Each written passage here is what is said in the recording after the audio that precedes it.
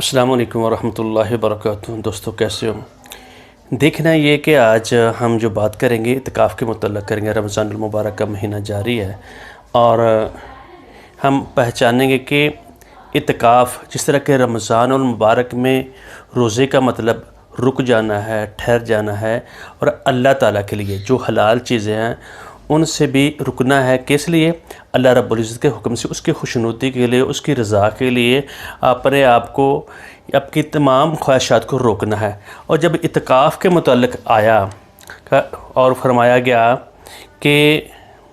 وَأَنْتُمْ عَاكِفُونَ فِي الْمَسَاجِدِ وَلَا تُبَاشِرُوهُنَّ وَأَنْتُمْ عَاكِفُونَ فِي الْمَسَاجِدِ، یعنی ایک تو یہ بات اس میں آگی مسجد میں اعتکاف کرنا ہے اور رک جانا ہے۔ باقی جتنی بھی روزے میں جتنی ہمیں رعایت ڈسکاؤنٹ ملا، یعنی رات کے وقت آپ کھا پی سکتے ہیں اور اپنے گھر والوں کے پاس بھی جا سکتے ہیں، لیکن اب یہاں گھر والوں کے پاس بھی نہیں جانا، خالصتاً صرف اور صرف اللہ رب العزت کے ہاں اور اللہ رب العزت کی خوشنودی کے لیے دن رات اس کے ہاں گریہ زاری کرنا اور اس کو یاد کرنا، اس کو تذلل کے ساتھ، خشیت کے ساتھ، اور اس کے اپنے وجود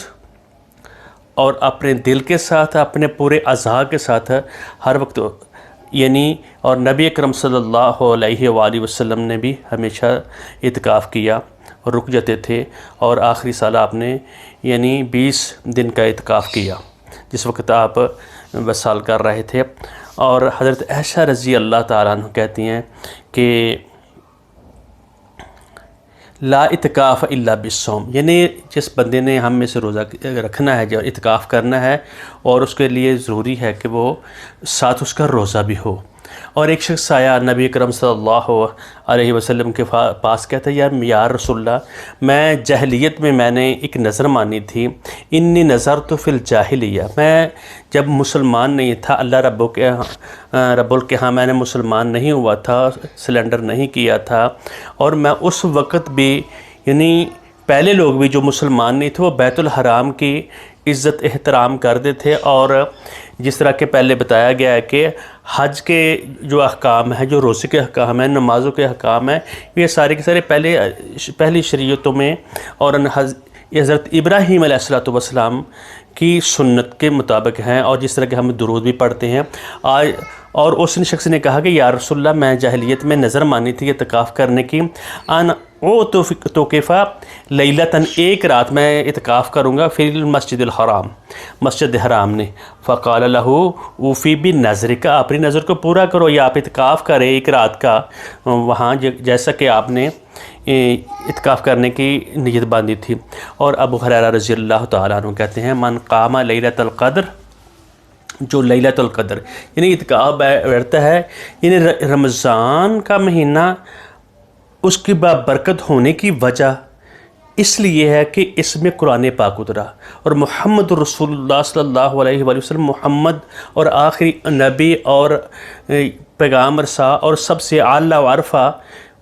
اس لیے ہیں کہ آپ صلی اللہ علیہ وآلہ وسلم کو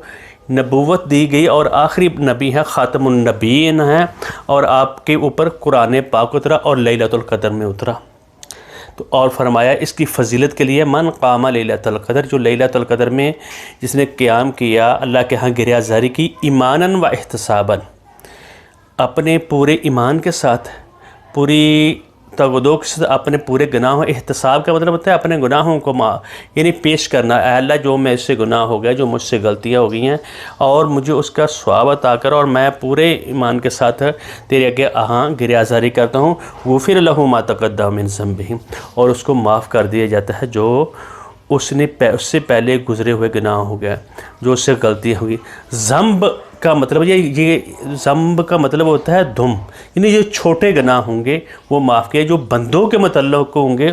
وہ انسان کو یعنی اس دنیا میں بندے کو پورے کرنے ہوں گے، اور جس کی عزت پامال کی ہوئی ہے، جس کے ساتھ زیادتی کی ہوئی ہے، کسی کی زمین ہڑپ کی ہوئی ہے، کسی کے ساتھ وعدہ عہد پہ مان کیا ہوا ہے، اس عہد کو تم نے توڑا ہوا ہے، یہ ہمیں سوچنا چاہیے، سمجھنا چاہیے کہ میں اعتکاف کر لوں گا، سب کچھ میرا معاف ہو جائے گا، لیکن اللہ تعالیٰ اور نبی اکرم صلی اللہ علیہ وسلم نے فرمایا اس کی گناہ معاف کر دے، من ذنبہ ما تقدم من ذنبہ، اس کے جو گناہ ہیں وہ معاف کر دیے جاتے ہیں۔ لیکن جو کسی کا حساب کتاب دینا ہے، کسی کی حق تلفی کی ہوئی ہے، وہ آدمی کو لازماً دینی ہوگی، بے شک چاہے وہ حج و عمرہ بھی کیوں نہ کر کے آ جائے۔ اور اب ہمیں تھوڑا سا یہ دیکھنا ہے سب، یعنی جو اعتکاف کرنے والا ہے اس کا دل جو ہے مسجد میں لگا رہتا ہے، اللہ رب العزت کے ہاں اس کا دن رات وہ اللہ تعالیٰ کے ہاں عبادت کرتا ہے۔ فَيَكُونُ سَبَتِ الَّذِينَ يُظِلُّهُمُ اللَّهُ، یعنی وہ ان لوگوں میں اعتکاف کرنے والا ہوگا جن کو اللہ تعالیٰ کے ہاں سایہ ملے گا یوم قیامت والے دن، یوم القیامہ فی ظلہ، اس کو نبی اکرم صلی اللہ علیہ وآلہ وسلم کے سائے کے تلے اعتکاف کرنے والا، یہ بھی یعنی آیا ہے احادیث میں۔ اور اب ہم نے دیکھنا ہے کہ یہ اعتکاف ابھی نبی اکرم صلی اللہ علیہ وآلہ وسلم کے زمانے سے شروع ہوا گیا یا پہلے بھی آیا ہے، اور قرآن پاک ہمیں اس کے بارے میں کیا کہتا ہے، کیا ہدایت دیتا ہے۔ تو جب ہم قرآن پاک پڑھتے ہیں تو اس میں یہ بات بڑی واضح طور پر آتی ہے، اگرچہ عرفہ اعلیٰ اور وہ بندہ بہت زیادہ ہوتا ہے، تو اللہ تعالیٰ نے قرآن پاک میں کہا وَأَعِدْنَا إِلَىٰ إِبْرَاهِيمَ وَإِسْمَاعِيلَ، ہم نے کمٹمنٹ کی، عہد کیا، وعدہ لیا حضرت ابراہیم علیہ السلام تو اسماعیل علیہ السلام ان طاہرا بیتیہ،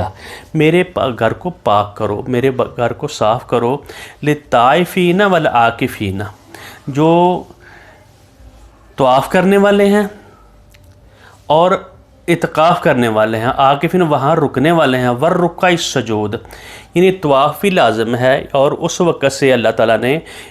حکم دیا جس وقت حضرت ابراہیم علیہ السلام نے اس گھر کی تعمیر کی اور اس کو بنایا، اور اس وقت اللہ رب العزت نے کہا، اور ابراہیم سے یہ بات ہو رہی ہے کہ اے نبی ابراہیم علیہ السلام اور حضرت اسماعیل علیہ السلام سے ہم نے وعدہ کیا، کمٹمنٹ کی کہ آپ میرے گھر کو پاک کریں، للطائفین والعاکفین، جو لوگ طواف کرنے والے ہیں، یعنی والعاکفین اور اعتکاف کرنے والے ہیں، میرے گھر میں رک کر وہاں ان کا دل جو ہے میرے ساتھ لگا رہتا ہے، والرکع السجود، اور رکوع کرنے والوں کے ساتھ سجود کرنے والے، جائے انسان کی جو تذلل ہوتی ہے اللہ کے ہاں گریہ زاری ہوتی ہے، گر پڑنا، اس کے آگے گر پڑنا، یہ بھی دیکھیں جب یہ رکع سجود جو ہے رکوع کرنے والوں اور سجدے کرنے والوں کے لیے متعلق ہے۔ اور دوسرے مقام پہ ایک اور جگہ پہ آتا ہے کہ وَإِذْ بَوَّأْنَا لِإِبْرَاهِيمَ مَكَانَ الْبَيْتِ، جب ہم نے حضرت ابراہیم علیہ السلام سے ساتھ ہم نے ان کو ٹکانہ دیا، جگہ دی، مکان البیت، ان لا تشرک بی شیئا، کہ تم نے ایک تو مقام یہ کرنا ہے کہ میرے ساتھ کسی کا شریک نہیں کرنا۔ حضرت ابراہیم علیہ السلام نے ہر گھر بار اور اپنے علاقہ، اپنے قبیلہ سب کو چھوڑ دیا تھا، اور حضرت ابراہیم علیہ السلام کانت امتاً واحدہ، ایک ہی امت سے، یعنی دین حنیف، اس کو ابراہیم کے ان کو دین حنیف اس لیے کہا جاتا ہے کہ حضرت ابراہیم نے کانت امتاً واحدہ، ہم بھی اب ملت ابراہیم پر ہیں۔ نبی اکرم صلی اللہ علیہ وسلم اس کی تصحیح تجدید اور اس کے ساتھ ہمیں بتایا ہے، اور اسی کی تعلیم پر، انہی تعلیم پر ہم کام کر رہے ہیں، اسی طریقے سے ہم باتیں کر رہے ہیں جو کہ محمد الرسول اللہ صلی اللہ علیہ وسلم نے ہمیں سکھائی ہیں۔ اور فرمایا وَطَهِّرَ بَيْتِيَ، اور طاہر بیتیہ للطائفین والقائمین والرکع السجود، اور آپ اس گھر کو پاک کریں، اس گھر کی حفاظت کریں، اور اس کے رہنے والوں کے لیے، اور سجدہ کرنے والوں کے لیے، اور رکوع کرنے والوں کے لیے۔ یہ اعتکاف جو کرنا ہے اللہ تعالیٰ کو ساری دنیا کو چھوڑ کر، یہ ہمیں اس سے بات پتہ چل رہی ہے کہ شروع سے یہ اعتکاف کے متعلق یہ آیات آتی ہیں قرآن پاک کے، جو اللہ تعالیٰ ہمیں بات بتاتے ہیں، یہ اللہ تعالیٰ کے الفاظ ہیں، یہ اسی وقت سے چلے آ رہے ہیں۔ جو اعتکاف جو بہت بڑا عمل ہے، اللہ اپنے آپ کو روک لینا، جس طرح کہ روزے میں آدمی اپنے آپ کو روک لیتا ہے، اور اعتکاف کے لیے بھی روک لیتا ہے، اور اللہ تعالیٰ کے ہاں انسان کی اس کا بہت بڑا بلند